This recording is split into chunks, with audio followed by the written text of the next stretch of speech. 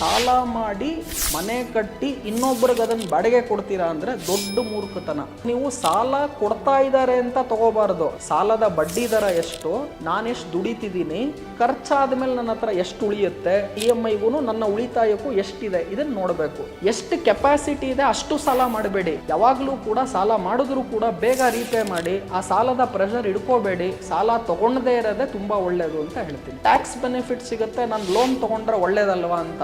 ನನಗೆ ರಾತ್ರಿ ನಿದ್ದೆ ಬರಬೇಕು, ಟ್ಯಾಕ್ಸ್ ಬೆನಿಫಿಟ್ ಎಲ್ಲ ಆಮೇಲೆ. ನೀವೇನೋ ಹೇಳ್ಬಿಡ್ತೀರಿ ಸಾಲ ಮಾಡಬೇಡಿ ಅಂತ. ಇವತ್ತು ಸಾಲ ಮಾಡಿದ್ರೆ ದೇಶನೇ ಸಾಲ ಮಾಡ್ತಿರುತ್ತೆ. ಹಾಗಿದ್ಮೇಲೆ ನಾನು ಮನೆ ಕಟ್ಟಕ್ಕೆ ಸಾಲ ಮಾಡಬಾರ್ದ? ಪಕ್ಕದ ಮನೆಯವ್ರು ಏನೋ ಮಾಡ್ತಾರೆ ಅಂತ ನಾನು ಅದನ್ನು ಮಾಡೋದಿಲ್ಲ. ಸಾಲ ಯಾವಾಗಲೂ ಹೇಗೆ ಅಂದರೆ ಬೆಂಕಿ ಇದ್ದಂಗೆ, ಜಾಸ್ತಿ ಹೊತ್ತು ಕೈಯಲ್ಲಿ ಇಟ್ಕೊಂಡ್ರೆ ಏನಾಗುತ್ತೆ ಹೇಳಿ, ಬಿಸಿ ಆಗುತ್ತೆ. ಆಸ್ತಿಗೋಸ್ಕರ ಸಾಲ ಮಾಡಬಹುದು, ಮೋಜು ಮಸ್ತಿಗೋಸ್ಕರ ಸಾಲ ಮಾಡಬಾರ್ದು. ಇದು ಫಸ್ಟ್ ರೂಲ್. ಸಾಲ ಕೊಡಬೇಡಿ, ಸಾಲ ಮಾಡಬೇಡಿ. MRF ಶೇರ್ಗಳನ್ನು ಯಾರ್ಯಾರು ಬರೀ 10 ರೂಪಾಯಿ, 20 ರೂಪಾಯಿ, 100 ರೂಪಾಯಿಗೆ ತೊಗೊಂಡ್ರೋ ಇವತ್ತು 1.5 ಲಕ್ಷ ರೂಪಾಯಿ ಇದೆ ಆ ಶೇರು. ಯಾರು ಲಾಂಗ್ ಟರ್ಮ್ ಇನ್ವೆಸ್ಟ್ಮೆಂಟ್ ಅನ್ನ ಒಳ್ಳೆ ಕಂಪನಿಗಳ ಶೇರ್ಗಳಿಗೆ ಹೂಡಿಕೆ ಮಾಡ್ತಾರೋ ಅವರು ಫ್ಯಾಬ್ಯುಲಸ್ ರಿಟರ್ನ್ ಅನ್ನ ಮಾಡಿದ್ದಾರೆ. ಯಾರು ನಾನು ಇವತ್ತು ತಗೊಂಡು ನಾಳೆ ಮಾರ್ಬಿಡ್ತೀನಿ, ಇವತ್ತು ಬೆಳಿಗ್ಗೆ 9:30ಗೆ ತಗೊಂಡು 11 ಗಂಟೆಗೆ ಮಾರ್ತೀನಿ, ಈ ತರ ಸ್ಪೀಡಾಗಿ ಶ್ರೀಮಂತರಾಗಬೇಕು ಅಂತ ಹೋಗ್ತಾರಲ್ಲ, ಅವ್ರು ಯಾರೂ ಕೂಡ ಶ್ರೀಮಂತರಾಗಲ್ಲ. ಹಾಯ್ ಹಲೋ ನಮಸ್ಕಾರ. ನೀವು ನೋಡ್ತಾ ಇದ್ದೀರಾ ಬಾಸ್ ವಾಲ, ನಾನು ಚಂದ್ರ. ಸುಮಾರು ಟಾಪಿಕ್ಸನ್ನು ಈಗ ಆಲ್ರೆಡಿ ನೀವು ನೋಡಿದ್ದೀರಾ ನಮ್ಮ ಚಾನಲ್ನಲ್ಲಿ. ಅದು ರುದ್ರಮೂರ್ತಿ ಸರ್ ಜೊತೆ ಸುಮಾರು ಟಾಪಿಕ್ಸನ್ನು ನಾವು ಕವರ್ ಮಾಡಿದ್ದೀವಿ. ಇವತ್ತು ಸಾಲ ಮಾಡಿ ಮನೆ ಕಟ್ಬೋದಾ ಸರ್ ಅಂತ ನಾನು ಪ್ರಶ್ನೆ ಕೇಳಿದಾಗ ನೀವು ಕ್ವಶನ್ಸ್ ಕೇಳ್ತಾ ಹೋಗಿ ನಾನು ಉತ್ತರ ಕೊಡ್ತಾ ಹೋಗ್ತೀನಿ ಅಂತ ಹೇಳ್ತಾರೆ. Non stop ಗಾಡಿಯವರು. ಸೊ ಈಗ ಮೊದಲನೇ ಪ್ರಶ್ನೆ ಶುರು ಮಾಡ್ಬೇಡ ಟಕ್ ಅಂತ, ಇನ್ನು ಜಾಸ್ತಿ ವೆಯ್ಟ್ ಮಾಡಬೇಡ ಸರ್. ಮನೆ ಕಟ್ಟೋಕ್ಕೆ ಸಾಲ ಮಾಡೋದು ಹಣಕಾಸಿನ ದೃಷ್ಟಿಯಿಂದ ಎಷ್ಟು ಇದ್ರೆ ಬೆಟ್ರ್ ಸರ್? ಅಂದರೆ ಲೈಕ್ ನಾನು ಎಷ್ಟು ಇನ್ವೆಸ್ಟ್ಮೆಂಟ್ ಮಾಡಿದ್ರೆ ಅಂದರೆ ಈ ಬಡ್ಡಿಯನ್ನು ನಾನು ಕಮ್ಮಿ ಮಾಡ್ಕೋಬಹುದು ಅನ್ನೋ ಥಾಟಲ್ಲಿ ಹೇಳೋದಾದ್ರೆ ಹೇಗೆ ಸರ್? ಚಂದನ್ ಅವರೇ, ಜನಸಾಮಾನ್ಯರಿಗೆ ಎಸ್ಪೆಷಲಿ ನಮ್ಮಲ್ಲಿ ಒಂದು ಮನೆ ಇರಲೇಬೇಕು ಅನ್ನುವ ಆಸೆ ಇದ್ದೇ ಇರುತ್ತೆ. ಈ ಆಸೆ ನನಗೂ ಕೂಡ ಇತ್ತು. ಆಮೇಲೆ ಆ ಆಸೆಯನ್ನು ಪೂರೈಸ್ಕೊಂಡೆ. ನಮ್ಮ ಕಾರ್ಯಕ್ರಮ ನೋಡಿ ಅನೇಕ ಜನರ ಆಸೆ ಏನಿದೆ ಪೂರೈಸಲಿ ಅನ್ನುವ ಆಶಯವನ್ನು ಸ್ಟಾರ್ಟಿಂಗಲ್ಲೇ ಕೊಡ್ತಾ ಇದ್ದೀನಿ. ಮೊದಲನೇದಾಗಿ ನಾವೇನು ತಿಳ್ಕೋಬೇಕು, ಸಾಲ ಮಾಡಬೇಕಾ ಮಾಡಬಾರ್ದ? ಮನೆ ಕಟ್ಟೋದಕ್ಕೂ ಮುಂಚೆ ಫಸ್ಟ್ ಆಫ್ ಆಲ್ ನಾವು ಲೋನ್ ತಗೋಬಾರ್ದ? Exact simple answer. ನೀವು ಆಸ್ತಿಯನ್ನ ಮಾಡೋದಕ್ಕೋಸ್ಕರ ಸಾಲ ಮಾಡಿದ್ರೆ ಮಾಡಬಹುದು, ಖರ್ಚಿಗೋಸ್ಕರ ಸಾಲ ಮಾಡಿದ್ರೆ ಮಾಡಬಾರ್ದು. ಉದಾಹರಣೆ ಕೊಡ್ತೀನಿ. ನೀವಿವಾಗ ಗೋವಾಗೆ ಟ್ರಿಪ್ ಹೋಗ್ಬೇಕು, ಅಲ್ಲಿ ಮಸ್ತಿ ಮಜಾ ಮಾಡಿ ಚೆನ್ನಾಗೆ ನಾವು ಡ್ಯಾನ್ಸ್ ಮಾಡಿ ಬರಬೇಕು. ನೀವು ಗೋವಾಗೆ ಹೋಗಿ ಮಸ್ತಿ ಮಜಾ ಮಾಡಬೇಡಿ ಅಂತ ಹೇಳ್ತಾ ಇಲ್ಲ, ಮಾಡಿ, ದುಡೀರಿ, ನಿಮ್ಮ ದುಡ್ಡಲ್ಲಿ ಏನೋ ಮಾಡಿ. ಇದಕ್ಕೆ ಸಾಲ ತಗೊಂಡು ನಾನು ಗೋವಾಗೆ ಹೋಗಿ ಮಸ್ತು ಮಜಾ ಮಾಡಿಕೊಂಡು ಡ್ಯಾನ್ಸ್ ಮಾಡ್ಕೊಂಡು ಬರ್ತೀನಿ ಅಂದರೆ ಅದು ಆಸ್ತಿ ಖರೀದಿಗೋಸ್ಕರ ನೀವು ಸಾಲ ಮಾಡ್ತಿದ್ದೀರಾ ಅಥವಾ ಮೋಜು ಮಸ್ತಿಗೋಸ್ಕರ ಸಾಲ ಮಾಡ್ತಿದ್ದೀರಾ? ಯಾವುದಕ್ಕೆ ಮಾಡ್ತಿದ್ದೀರಾ? ಆಸ್ತಿಗೋಸ್ಕರ ಮಾಡ್ತೀವಿ. ಆಸ್ತಿಗೋಸ್ಕರ ಸಾಲ ಮಾಡಬಹುದು, ಮೋಜು ಮಸ್ತಿಗೋಸ್ಕರ ಸಾಲ ಮಾಡಬಾರ್ದು. ಇದು ಫಸ್ಟ್ ರೂಲ್. ಅಂದರೆ ಅಸೆಟ್ ಕ್ರಿಯೇಷನ್, ಮನೆ ಕಟ್ಟೋದಾಗಿರ್ಬೋದು ಅಥವಾ ಫಾರ್ ಎಕ್ಸಾಂಪಲ್ ನಾನು ಯಾವುದೋ ಬಿಸ್ನೆಸ್ ಮಾಡ್ತೀನಿ ಅಂತಾಗಿರ್ಬೋದು, ಈ ಥರ ಆಸ್ತಿ ಮಾಡೋದಕ್ಕೋಸ್ಕರ ನಾವು ಸಾಲ ಮಾಡಬಹುದು. ಅದೇ ನೀವು ಖರ್ಚಿಗೋಸ್ಕರ, ಎಕ್ಸ್ಪೆಂಡಿಚರ್ಗೋಸ್ಕರ ಸಾಲ ಮಾಡಬಾರ್ದು. ಈಗ ಮನೆ ಕಟ್ಟೋದು ಆಸ್ತಿನ ಖರ್ಚಾ ಅನ್ನೋದು ಕ್ವಶನ್ನು. ಖಂಡಿತ ಮನೆ ಕಟ್ಟೋದು ಆಸ್ತಿ. ಸೊ ಮನೆ ಕಟ್ಟೋದಕ್ಕೋಸ್ಕರ ನಾವು ಸಾಲ ಮಾಡಿದ್ರೆ ಏನು ತೊಂದರೆ ಇಲ್ಲ. ಆದರೆ ಸಾಲ ಮಾಡೋದಕ್ಕೆ ಮುಂಚೆ ನಾವೇನು ಪರಿಗಣಿಸ್ಬೇಕು ಅಂದರೆ ಬಡ್ಡಿ ದರ ಎಷ್ಟಿದೆ, ಬಾಯಿಗೆ ಬಂದಂಗೆ ಎಷ್ಟೆಷ್ಟೋ ಬಡ್ಡಿ ಹಾಕಿದಾಗ ನಾವು ಆ ಸಾಲಕ್ಕೆ ಹೋಗಬಾರ್ದು. ಎರಡನೇದು, ಆ ಸಾಲ ರೀಪೇ ಮಾಡೋದಕ್ಕೆ ನನ್ನ ಕೆಪಾಸಿಟಿ ಏನಿದೆ. ಈಗ ಉದಾಹರಣೆಗೆ ನನಗೆ ತಿಂಗಳಿಗೆ 30,000 ರೂಪಾಯಿ ಸಂಬಳ ಬರ್ತಿದೆ, ನನ್ನ EMI 5,000 ರೂಪಾಯಿ ಇದೆ ಅಂದ್ಕೊಳ್ಳಿ ತಿಂಗಳಿಗೆ. ನಂಗೆ 30,000 ಸಂಬಳ ಬರ್ತಿದೆ, ನನ್ನ ಖರ್ಚು ಒಂದು 20,000 ಇರುತ್ತೆ, ಇನ್ನೊಂದು 10,000 ಉಳಿತಾಯ ಮಾಡ್ತೀನಿ, ಒಂದು 5,000 EMI ಕಟ್ಟಬೇಕು ಅಂದರೆ ಮಾಡ್ಬೋದು. ಈಗ 30,000 ನಿಮ್ಮ ಸಂಬಳ ಬರ್ತಿದೆ, EMI 30,000 ಇದೆ ಅಂದರೆ ಖರ್ಚಿಗೆ ದುಡ್ಡು ಎಲ್ಲಿಂದ ತರ್ತೀರಾ? ಎರಡನೇದು, 30,000 ಸಂಬಳ ಇದೆ, EMI 50,000 ಇದೆ, ಅದಕ್ಕೋಸ್ಕರ ಇನ್ನೊಂದು ಸಾಲ ಮಾಡ್ತಾರೆ. ಆ ಸಾಲ ತೀರ್ಸಕ್ಕೆ ಇನ್ನೊಂದು ಸಾಲ ಮಾಡ್ತಾರೆ. ಸಾಲದ ಸುಳಿಯಲ್ಲಿ ಸಿಕ್ಕಾಕೊಂಡು ಇವ್ರು ಯಾವತ್ತೂ ಮೇಲ್ ಬರಲ್ಲ. ಸೊ ನೀವು ಸಾಲ ಕೊಡ್ತಾ ಇದ್ದಾರೆ ಅಂತ ತಗೋಬಾರ್ದು. ಸಾಲದ ಬಡ್ಡಿ ದರ ಎಷ್ಟು, ನಾನೆಷ್ಟು ದುಡಿತಿದ್ದೀನಿ, ಖರ್ಚಾದ್ಮೇಲೆ ನನ್ನ ಹತ್ರ ಎಷ್ಟು ಉಳಿಯುತ್ತೆ, EMIಗೂ ನಾನು ಕಟ್ಟುವಂಥ ಏನು EMIಗೂ ನನ್ನ ಉಳಿತಾಯಕ್ಕೂ ಎಷ್ಟಿದೆ ಇದನ್ನು ನೋಡಬೇಕು. ನಾನೇನು ಹೇಳ್ತೀನಿ, ಜನರಲಿ ನೀವು ದುಡಿಯೋದು 100 ರೂಪಾಯಿ, ಖರ್ಚು ನಿಮ್ಮದು 70 ರೂಪಾಯಿ, 30 ರೂಪಾಯಿ ನನಗೆ ಉಳಿತಾಯ ಆಗ್ತಾ ಇದೆ, ನಂದು 5 ರೂಪಾಯಿ EMI ಕಟ್ಟಬೇಕು ಅಂದರೆ ಮಾಡ್ಬೋದು. ಸೊ ನಿಮ್ಮ ಉಳಿತಾಯ ಎಷ್ಟಿದೆ ನೋಡಿಕೊಂಡು ನಿಮ್ಮ EMI ಡಿಸೈಡ್ ಆಗಬೇಕು. ಆದರೆ ನಾನು ಹೇಳ್ತೀನಿ, ಸಾಲ ಕೊಡಬೇಡಿ, ಸಾಲ ಮಾಡಬೇಡಿ, ಎರಡೂ ಕೂಡ ಇಂಪಾರ್ಟೆಂಟು. ಆದರೆ ಆಸ್ತಿಗೋಸ್ಕರ ನಾನು ಸಾಲ ಮಾಡ್ತೀನಿ, ಮಾಡಬಹುದಾ ಅಂದರೆ ಅದಕ್ಕೆ ಎಸ್. ನಾನು ಆಸ್ತಿಗೋಸ್ಕರನೂ ಅನೇಕ ಬಾರಿ ಸಾಲ ಮಾಡಲ್ಲ. ಕೆಲವ್ರು ಏನು ಹೇಳ್ತಾರೆ, ಟ್ಯಾಕ್ಸ್ ಬೆನಿಫಿಟ್ ಸಿಗುತ್ತೆ, ನಾನು ಲೋನ್ ತೊಗೊಂಡ್ರೆ ಒಳ್ಳೇದಲ್ವಾ ಅಂತ. ನನಗೆ ರಾತ್ರಿ ನಿದ್ದೆ ಬರಬೇಕು, ಟ್ಯಾಕ್ಸ್ ಬೆನಿಫಿಟ್ ಎಲ್ಲ ಆಮೇಲೆ. ನಾನು ಸಾಲ ಕೊಡೋದಿಲ್ಲ, ಸಾಲ ತಗೊಳೋದಿಲ್ಲ, ನನ್ನ ರೂಲ್ ಅದು. ನಾರಾಯಣ ಮೂರ್ತಿಯಿಂದ ಈ ರೂಲನ್ನು ನಾನು ಕಲ್ತ್ಕೊಂಡೆ. ಅವ್ರು ಯಾವಾಗೂ ಹೇಳ್ತಾರೆ, Infosys is a debt free company. ನಾವು ಸಾಲ ತಗೊಳೋದಿಲ್ಲ, ನಾವು ಸಾಲ ಮಾಡೋದಿಲ್ಲ. ನಾವು ದುಡಿತೀವಿ, ಉಳಿತಾಯ ಮಾಡ್ತೀವಿ, ಅದರಿಂದ ಏನು ಹಾಸಿಗೆ ಎಷ್ಟಿದೆ ಅಷ್ಟೇ ಕಾಲು ಚಾಚ್ತೀನಿ. ಈಗ ಜನ ಹೇಗೆ ಅಂದರೆ, ಹಾಸಿಗೆ ಎಷ್ಟಿದೆ ಅಷ್ಟು ಕಾಲು ಚಾಚ್ತಾ ಇಲ್ಲ, ಪಕ್ಕದ ಮನೆ ಹಾಸಿಗೆವರೆಗೂ ಕಾಲು ಚಾಚಿಬಿಟ್ಟಿದ್ದಾರೆ. ಸೊ ಇದು ತಪ್ಪು ಅಂತ ಹೇಳ್ತೀನಿ.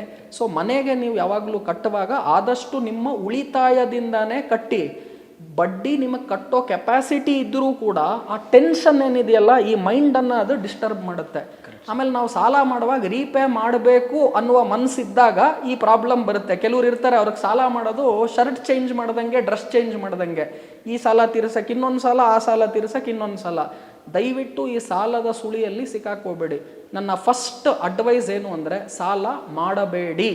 ಅದು ಏನಕ್ಕೆ ಆಗಿರ್ಬೋದು, ಆಸ್ತಿಗಾನ ಆಗಿರ್ಬೋದು, ಖರ್ಚಿಗಾನ ಆಗಿರ್ಬೋದು, ಸಾಲ ಮಾಡಬೇಡಿ.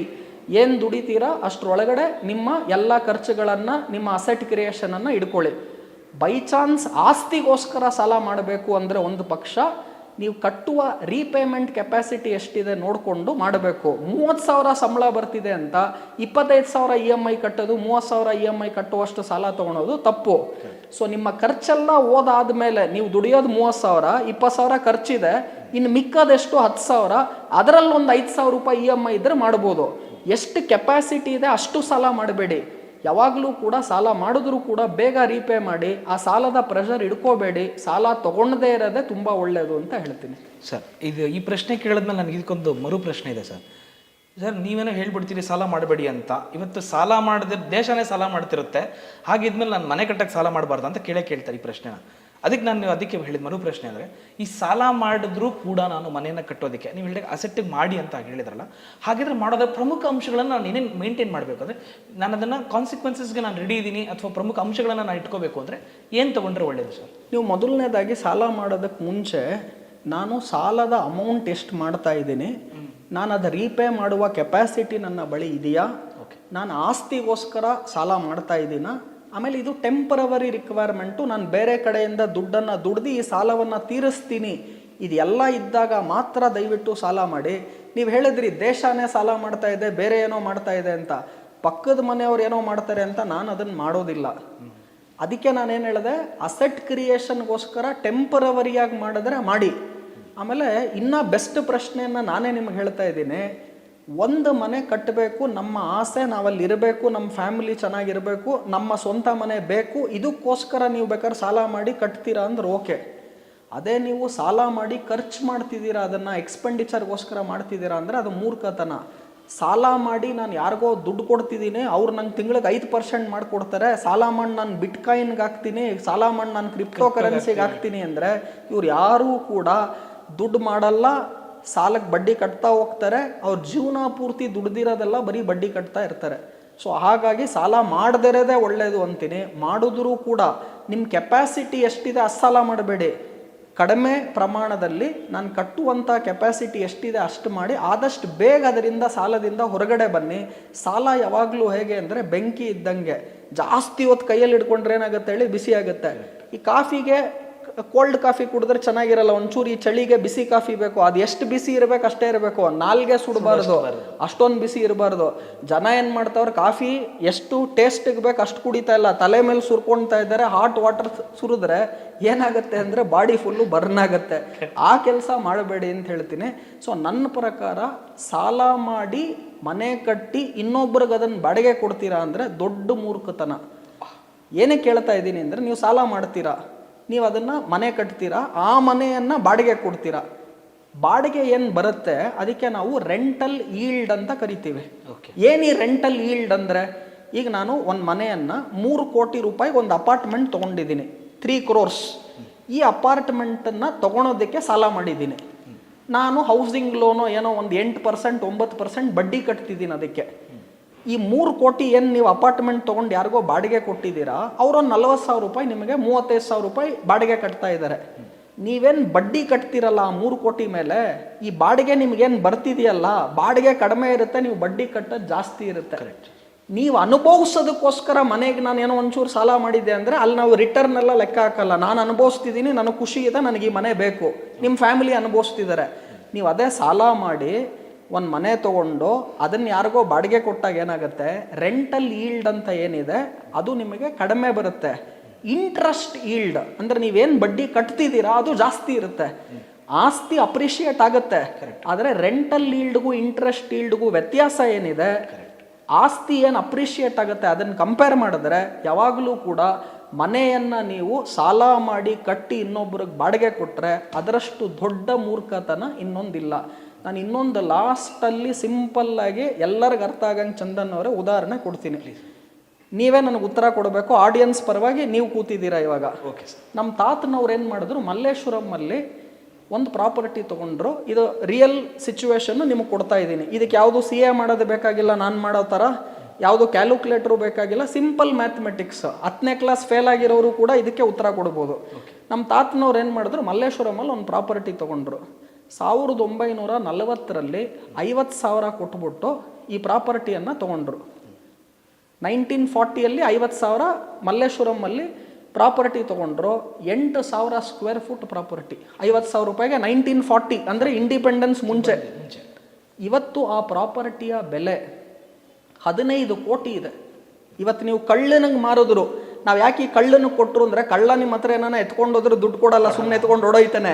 ಗಾದೆ ಮಾತಲ್ಲಿ ಕಳ್ಳನಿಗೆ ಕೊಟ್ಟರು ಇದಕ್ಕಿಷ್ಟು ದುಡ್ಡು ಕೊಡ್ತಾರೆ ಅಂದರೆ ಮಿನಿಮಮ್ ಅಷ್ಟು ಬರುತ್ತೆ. ಕಳ್ಳನಿಗೆ ಕೊಟ್ಟರು ಈ ಪ್ರಾಪರ್ಟಿ ಇವತ್ತು 15 ಕೋಟಿ ಬೆಲೆ ಇದೆ. ಅವ್ರು ಹಾಕಿದ 50,000 ಇವತ್ತು 15 ಕೋಟಿ ಆಗಿದೆ. ಒಳ್ಳೆ ಇನ್ವೆಸ್ಟ್ಮೆಂಟಾ ಕೆಟ್ಟ ಇನ್ವೆಸ್ಟ್ಮೆಂಟಾ ನಿಮ್ಮ ಪ್ರಕಾರ?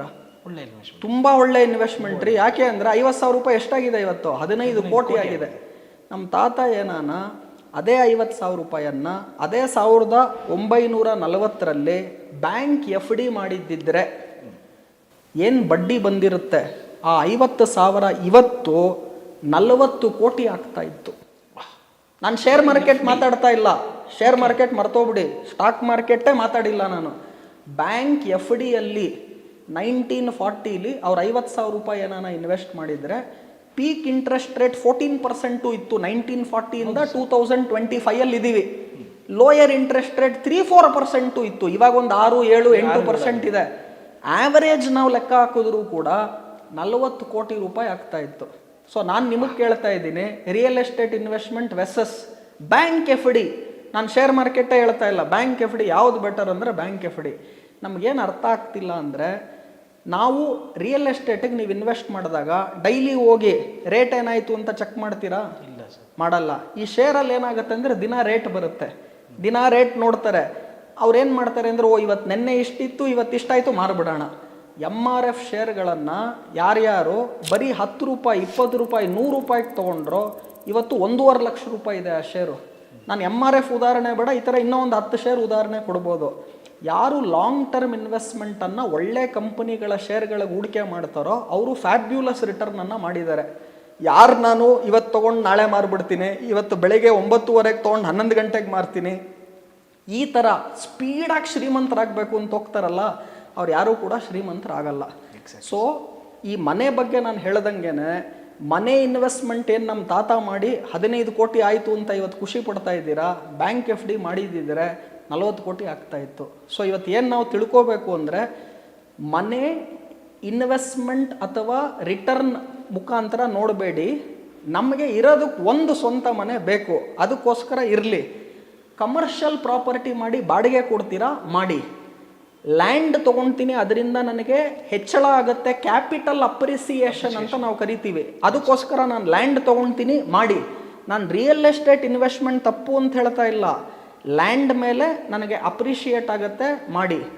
ಕಮರ್ಷಿಯಲ್ ನಾನು ಕೊಡ್ತೀನಿ, ರೆಂಟಲ್ ಇನ್ಕಮ್ ಚೆನ್ನಾಗಿ ಬರುತ್ತೆ, ಮಾಡಿ. ಅಪಾರ್ಟ್ಮೆಂಟನ್ನು ನಾನು ಬಡ್ಡಿ ತೊಗೊಂಡು ಅದನ್ನು ನಾನು ಪರ್ಚೇಸ್ ಮಾಡಿ ಬೇರೆಯವ್ರಿಗೆ ಬಾಡಿಗೆ ಕೊಡ್ತೀನಿ ಅಂದರೆ ರೆಂಟಲ್ ಈಲ್ಡ್ ಏನು, ಇಂಟ್ರೆಸ್ಟ್ ಈಲ್ಡ್ ಏನು ಕ್ಯಾಲ್ಕುಲೇಟ್ ಮಾಡಿ ಪೇಪರಲ್ಲಿ ಬರ್ಕೊಳ್ಳಿ, ನಿಮಗೆ ಉತ್ತರ ಸಿಕ್ಬಿಡುತ್ತೆ. ಸೊ ಇವತ್ತು ನೀವು ಹೇಳಿ, ನಮ್ಮ ತಾತ ಅವತ್ತು 50,000 ರೂಪಾಯಿ ಇನ್ವೆಸ್ಟ್ಮೆಂಟ್ ಏನು ಮಾಡಿದ್ರು, ಯಾವುದು ಒಳ್ಳೆಯದು? ಬ್ಯಾಂಕ್ FDಯಲ್ಲಿ ಮಾಡಿದ್ದಿದ್ರು ಒಳ್ಳೇದಾ ಅಥವಾ ಪ್ರಾಪರ್ಟಿ ಒಳ್ಳೇದಾ? ಇಲ್ಲ ಇಲ್ಲ ಸರ್, ಎಫ್ ಡಿ ಮಾಡಿದ್ರೆ. ಆದ್ರೆ ನಾನು ಹೇಳ್ತಿದ್ದೀನಿ, ತಾತ ಅಟ್ಲೀಸ್ಟ್ 50,000 ರೂಪಾಯಿ ಉಳಿತಾಯ ಮಾಡೋವತ್ತು ಇನ್ವೆಸ್ಟ್ ಮಾಡಿದ್ರು, ಅದು ತುಂಬಾ ಒಳ್ಳೇದು. ಅವ್ರ ಬ್ಯಾಂಕ್ ಎಫ್ ಡಿ ಲಾನ ಮಾಡ್ಲಿ, ರಿಯಲ್ ಎಸ್ಟೇಟ್ ಅಲ್ಲಾನ ಮಾಡ್ಲಿ, ದುಡ್ಡು ಹಾಳು ಮಾಡ್ಲಿಲ್ಲ. ಅದು ಫಸ್ಟ್ ನಮ್ ಜನ ತಿಳ್ಕೋಬೇಕು. ರುದ್ರಮೂರ್ತಿ ಸರ್ ಹೇಳ್ತಿರೋ ಪ್ರಕಾರ ಈ ವೀಕ್ಷಕರು ಯಾರು ಈ ವಿಡಿಯೋ ನೋಡಿದಿರಾ, ನಿಮ್ಮ ಅನಿಸಿಕೆನ ಮೊದಲನೇದಾಗಿ ಬರಿಬೇಕು. ಇದು ಹೇಗಿತ್ತು, ಈ ಕಾರ್ಯಕ್ರಮ ಹೇಗೆ ಬಂದಿದೆ ಅಂತ. ನಂತರ ತಮ್ಮ ಯಾವುದೇ ಪ್ರಶ್ನೆಗಳಿದ್ರು ಕೂಡ ಮುಂದಿನ ಸಂಚಿಕೆಯಲ್ಲಿ ಸರ್ ಜೊತೆ ಕೂತ್ಕೊಂಡು ಅದಷ್ಟರ ಬಗ್ಗೆ ಕೂಡ ಇನ್ ಡೀಟೇಲ್ ಆಗಿ ಮಾತಾಡೋಣ. This is Bosswala, Chandan signing off. Bye. Bosswala. Be the boss.